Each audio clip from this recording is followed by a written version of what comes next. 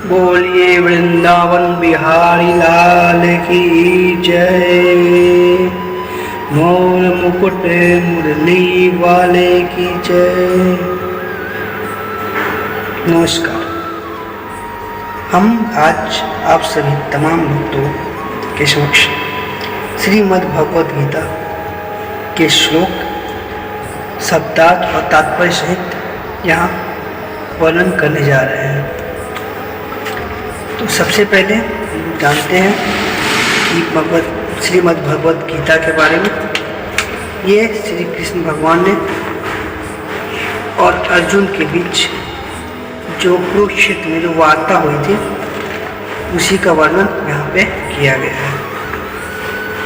तो हम लोग प्रारंभ करेंगे आज अध्याय 1 से और भगवद गीता पूरा पढ़ेंगे। तो अध्याय 1 दिया गया है कुरुक्षेत्र के युद्ध स्थल में सैन्य निरीक्षण। धृतराष्ट्र उवाच धर्म क्षेत्रे कुरुक्षेत्रे समवेतायुत्सवा मामका पांडवाश्चैव किम कुर्वत संजय।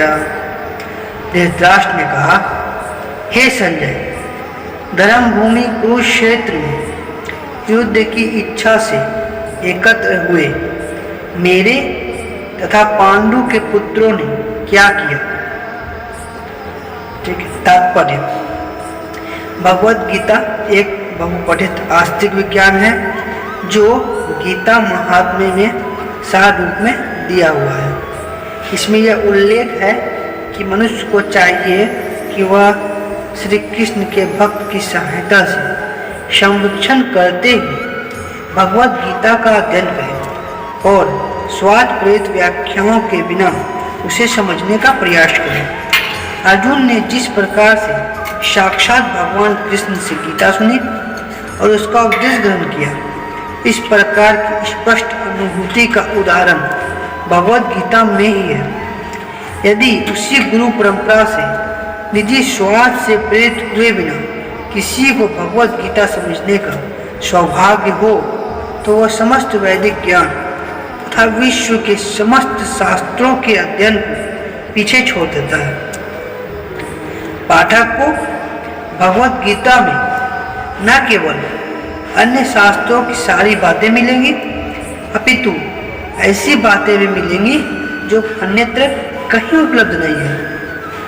यही गीता का विशिष्ट मानदंड है। स्वयं भगवान श्री कृष्ण द्वारा साक्षात उच्चरित होने के कारण यह पूर्ण आस्तिक विज्ञान है। महाभारत में वर्णित धृतराष्ट्र तथा संजय की वार्ताएं इस महान दर्शन के मूल सिद्धांत का कार्य करती है। माना जाता है कि इस दर्शन की प्रस्तुति कुरुक्षेत्र के युद्ध स्थल में हुई, जो वैदिक युग से पवित्र तीर्थ स्थल रहा है। इसका प्रवचन भगवान द्वारा मानव जाति के पथ प्रदर्शन हेतु तब किया गया जब वे इस लोक में स्वयं उपस्थित थे। धर्मक्षेत्र शब्द सार्थक है क्योंकि कुरुक्षेत्र के युद्ध स्थल में अर्जुन के पक्ष में श्री भगवान स्वयं उपस्थित है। कौरवों का पिता धृतराष्ट्र अपने पुत्रों की विजय की संभावना के विषय में अत्यंत संदिग्ध था। अतः इसी संदेह के कारण उसने अपने सचिव से पूछा। उन्होंने क्या किया? वह आश्वस्त था कि उसके पुत्र तथा उसके छोटे भाई पांडु के पुत्र कुरुक्षेत्र की युद्ध भूमि में निर्णयात्मक संग्राम के लिए एकत्र हुए हैं। फिर भी उसकी जिज्ञासा सार्थक है।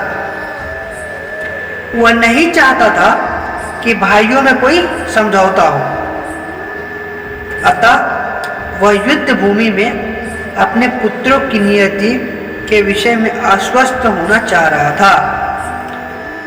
चूंकि इस युद्ध को कुरुक्षेत्र में लड़ा जाना था, जिसका उल्लेख वेदों में स्वर्ग के निवासियों के लिए भी तीर्थ स्थल के रूप में हुआ है।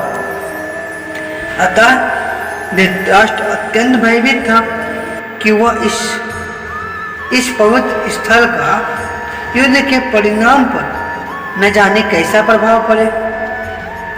उसे भली भांति ज्ञात था कि इसका प्रभाव अर्जुन तथा पांडु के अन्य पुत्रों पर अत्यंत अनुकूल पड़ेगा, क्योंकि स्वभाव से वे सभी पुण्य आत्मा थे। संजय श्री व्यास का शिष्य था, अतः उनकी कृपा से संजय धृतराष्ट्र के कक्ष में बैठे बैठे कुरुक्षेत्र के युद्ध स्थल का दर्शन कर सकता था। इसलिए धृतराष्ट्र ने उससे युद्ध स्थल की स्थिति के विषय में पूछा। पांडव तथा धृतराष्ट्र के पुत्र दोनों ही एक वर्ष से संबंधित थे, किंतु यहाँ पर धृतराष्ट्र के वाक्य से उसके मनोभाव प्रकट होते हैं। उसने जानबूझकर अपने पुत्रों को कुरु कहा और पांडु के पुत्रों को वंश के उत्तराधिकार से विलग कर दिया। इस तरह पांडु के पुत्रों अर्थात अपने भतीजों के साथ धृतराष्ट्र की विशिष्ट मनः स्थिति समझी जा सकती है।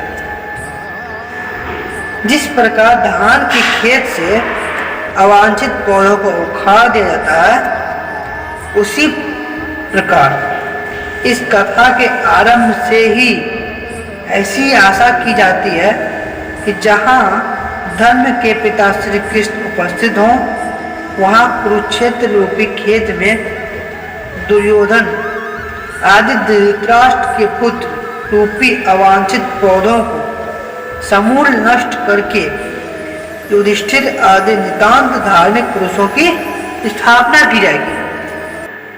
यहाँ धर्म क्षेत्र तथा कुरुक्षेत्र शब्दों की उनकी ऐतिहासिक तथा वैदिक महत्ता के अतिरिक्त यही सार्थकता है। अगर आप लोग संपूर्ण गीता सुनना चाहते हैं तो प्लीज़ हमारे चैनल को सब्सक्राइब कर लें। अगर वीडियो अच्छा लगे तो इसे लाइक और शेयर करना बिल्कुल ना भूलें। धन्यवाद।